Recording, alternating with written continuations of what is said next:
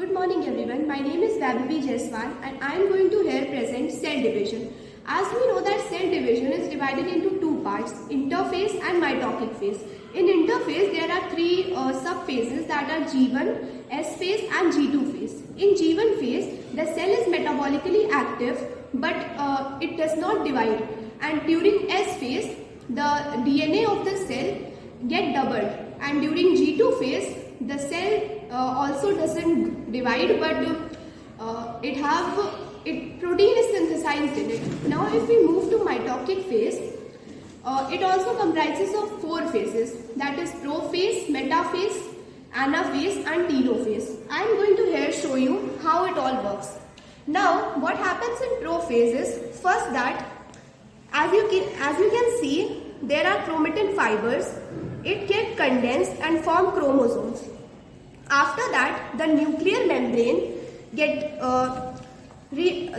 disappear. Now as we can see, these are chromosomes and these are centrioles. Centrioles move to the poles of the cell.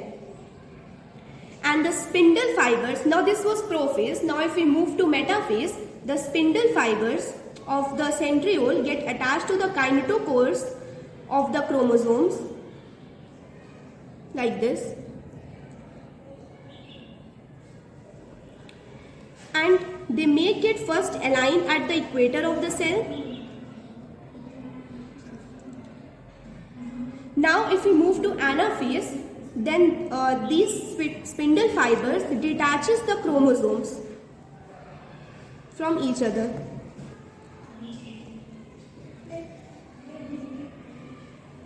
Now this was anaphase. Now if we move to telophase, the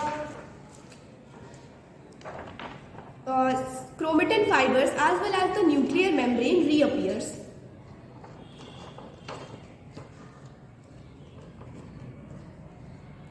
As we can see that the division of nucleus, that is karyokinesis, is successful here. Now it also has cytokinesis, in which the cytoplasm of the nucleus will divide. I have here shown how the cytoplasm of an animal cell divides. It divides towards the inward movement of the nuclear membrane, of the cytoplasm.